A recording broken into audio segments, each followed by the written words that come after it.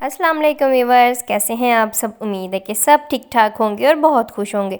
आज मैं आपके लिए लेके आई हूँ अंडे और बेसन से बनने वाला बहुत ही मज़ेदार ये हलवा।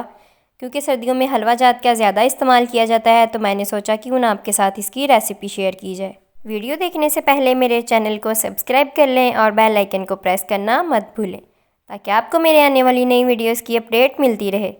वीडियो अच्छी लगे तो थम्स अप। चलें जी, सबसे पहले इंग्रेडिएंट्स देख लेते हैं। हलवा बनाने के लिए मैंने यहाँ 2 कप बेसन लिया है। इसको अच्छे से छान लिया है।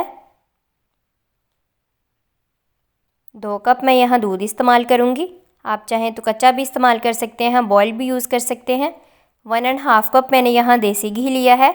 आप चाहें तो ऑयल भी यूज़ कर सकते हैं, दूसरा घी भी यूज़ कर सकते हैं, लेकिन देसी घी में इस हलवे का ज़्यादा अच्छा टेस्ट आता है। 250 ग्राम मैं यहाँ चीनी इस्तेमाल कर रही हूँ, जो 1 + 1/4 कप के इक्वल बनती है। मीठा आप लोग अपने हिसाब से कम या ज़्यादा कर सकते हैं। 4 मैंने अंडे लिए हैं। फ्रिज में रखे हुए अंडे हमने इस्तेमाल नहीं करने, रूम टेम्परेचर पे रखे हुए हमने अंडे इस्तेमाल करने हैं। 1 चुटकी मैं यह ज़रदा रंग की ले रही हूँ, इससे हलवे में बहुत अच्छा सा कलर आता है। 3 इलायचियाँ ली हैं मैंने, जिनको इस तरह खोल लिया है। चलें जी, हलवा बनाने की तरफ चलते हैं। सबसे पहले एक बॉल में अंडे शामिल करेंगे। अगर आपने अंडे फ्रिज में रखे हुए हैं तो हलवा बनाने से तकरीबन 20-25 मिनट पहले उनको निकाल लीजिएगा, ताकि वह नॉर्मल टेम्परेचर पे आ जाए। अंडे हमने सारे तोड़ लिए हैं। अब हम इसमें चीनी शामिल करेंगे। आप चाहें तो इसमें पाउडर शुगर भी ऐड कर सकते हैं। अब हम इसमें 1 कप के करीब दूध शामिल करेंगे। 1 कप हम बाद में इस्तेमाल करेंगे। दूध हमने शामिल कर दिया है। अब हम इसको विस्कर की मदद से अच्छी तरह मिक्स कर लेंगे। आप चाहें तो इलेक्ट्रिक बीटर भी यूज़ कर सकते हैं। इसको ब्लेंडर में डाल के अच्छे से ब्लेंड भी कर सकते हैं। विस्कर की मदद से 8 से 10 मिनट के लिए इनको अच्छी तरह मिक्स करते जाएंगे। हमने इसको इतना मिक्स करना है कि चीनी अच्छी तरह इसमें डिज़ोल्व हो जाए। ये देखें जी, 10 मिनट तक हमने इसको विस्क किया है। ये इस तरह की कंसिस्टेंसी में आ चुका है। अब हम इसमें बाकी का दूध भी शामिल कर देंगे। बाकी का दूध हमने शामिल कर दिया है। इसको अच्छी तरह मिक्स कर लेंगे। चलें जी, अच्छे से मिक्स हो गया है। इसको साइड पे रखेंगे और हलवा बनाने की तरफ चलते हैं।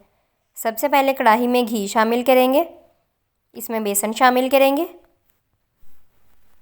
घी और बेसन को अच्छी तरह मिक्स कर लेंगे, ताकि बेसन के जो भी लम्स वगैरह बने हैं वो इसमें डिज़ोल्व हो जाएं और ये स्मूथ सी कंसिस्टेंसी में आ जाए। ये सारा प्रोसेस हमने लो फ्लेम पे ही करना है। अगर आप फ्लेम हाई या मीडियम रखेंगे तो बेसन भुनाई से पहले ही जल जाएगा और हलवा अच्छा नहीं बनेगा। ये देखें जी, इसके सारे लम्स वगैरह डिज़ोल्व हो चुके हैं। ये कितनी स्मूथ सी कंसिस्टेंसी में आ चुका है। अब हम इसकी लो फ्लेम पे ही भुनाई करते जाएंगे। इसमें मुसलसल चम्मच चलाते रहेंगे, ताकि ये नीचे ना चिपके और इसकी इक्वली भुनाई हो सके। आप लोग देख सकते हैं इसकी भुनाई हो रही है। हमने इसकी भुनाई तब तक करनी है जब तक इसमें बहुत अच्छी सी खुशबू आना नहीं शुरू हो जाती और इसका कलर चेंज नहीं होना शुरू हो जाता। इसकी भुनाई में तकरीबन 15 से 20 मिनट लगते हैं, तो आपने इसमें मुसलसल चम्मच चलाते रहना है और इसकी भुनाई बहुत अच्छे से करनी है। बेसन की हल्की हल्की सी खुशबू आना शुरू हो गई है। अब हम इसमें इलायची शामिल करेंगे, ताकि इनका एरोमा भी इसके अंदर अच्छे से आ जाए। आप चाहें तो इलायची पाउडर भी शामिल कर सकते हैं। बेसन की भुनाई करते जाएंगे और इसमें मुसलसल चम्मच चलाते रहेंगे। अब हम इसमें ज़रदा रंग शामिल करेंगे। आप चाहें तो इसको स्किप भी कर सकते हैं, लेकिन इससे हलवे में बहुत अच्छा सा कलर आता है। वीडियो आपने बिल्कुल स्किप नहीं करनी। जो मैं आपके साथ टिप्स एंड ट्रिक्स शेयर कर रही हूँ वो ज़रूर फॉलो करनी है। बेसन की भुनाई करते हुए 15 से 18 मिनट हो चुके हैं। इसमें से बहुत अच्छी सी खुशबू आना शुरू हो गई है और इसका कलर भी चेंज हो गया है। फ्लेम हमने ऑफ़ कर दी है। ये बहुत इम्पॉर्टेंट स्टेप है। अब हमने इसमें थोड़ा थोड़ा करके अंडे का जो हमने बैटर तैयार किया था वो शामिल करते जाना है और इसको मिक्स करते जाना है। हाथ आपका रुकना नहीं चाहिए। मुसलसल इसमें चम्मच चलाते रहेंगे और इसमें थोड़ा थोड़ा बैटर शामिल करते जाएंगे। सारा बैटर हमने एक ही दफ़ा शामिल नहीं कर देना, वरना इसकी गुठलियाँ बन जाएंगी और हलवा अच्छा नहीं बनेगा। फ्लेम अभी हमने ऑन नहीं की, ये सारा प्रोसेस हमने ऑफ फ्लेम पे ही करना है। इसी तरह थोड़ा थोड़ा करके हम सारा बैटर इसमें शामिल कर लेंगे। ये देखें जी, सारा बैटर हमने शामिल कर लिया है। अब मैंने फ्लेम ऑन कर ली है। आप लोग देख सकते हैं ये कितना स्मूथ है, इसमें कोई भी गुठलियाँ वगैरह नहीं बनी। नेक्स्ट प्रोसेस भी हमने सारा लो फ्लेम पे ही करना है। फ्लेम इसके नीचे लो ही रखेंगे हम और इसको पकाते जाएंगे। ये देखें जी, इस तरह ये थिक होना शुरू हो गया है।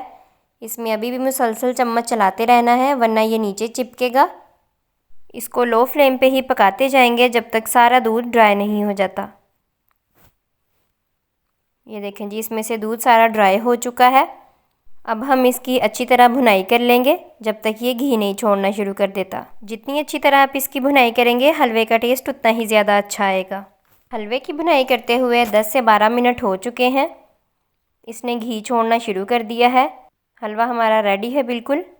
शुरू में आपको घी देखने में बहुत ज़्यादा लग रहा होगा, लेकिन आप लोग देख सकते हैं ये बिल्कुल परफेक्ट है। अब हम इसको ट्रे में शिफ्ट कर लेंगे। हलवे को मैंने ट्रे में शिफ्ट कर लिया है। अब हम लोग इसको स्पैचुला की मदद से अच्छे से प्रेस करते जाएंगे। ट्रे को मैंने पहले ग्रीस कर लिया था ताकि जब हम इसकी टुकड़ियाँ बनाएं तो ये आसानी से निकल सके। ये देखें जी, इसको हमने अच्छे से प्रेस कर लिया है, लेवल कर लिया है। थोड़े से मैंने यहाँ नट्स लिए हैं, इनको स्प्रिंकल कर देंगे इसके ऊपर।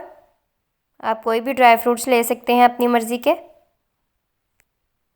इनको भी हम लोग अच्छी तरह प्रेस कर लेंगे ताकि टुकड़ियों की कटिंग करते वक्त ये हमें डिस्टर्ब ना करें। अगर आप इसकी टुकड़ियाँ नहीं बनाना चाहते तो आप इसको ऐसे भी सर्व कर सकते हैं। हमने नट्स को अच्छी तरह प्रेस कर लिया है। अब हम छुरी की मदद से इसके ऊपर कट लगा लेंगे। आप इनको किसी भी शेप में कट कर सकते हैं। मैं इनको इस शेप में काट रही हूँ। दूसरी साइड पे भी कट लगा लेंगे।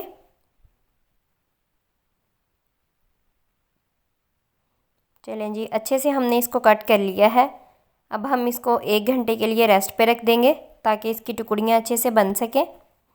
आप देख सकते हैं हलवा देखने में कितना मज़ेदार लग रहा है। चलें जी, 1 घंटे के बाद मैंने इनको कट कर लिया है। आप लोग देख सकते हैं कितनी अच्छी सी टुकड़ियाँ हलवे की बनके तैयार हो चुकी हैं। रेसिपी आपने पूरी देख ली है। अब जल्दी से ट्राई करें और कमेंट्स बॉक्स में मेरे साथ अपना फ़ीडबैक शेयर करना मत भूलिएगा।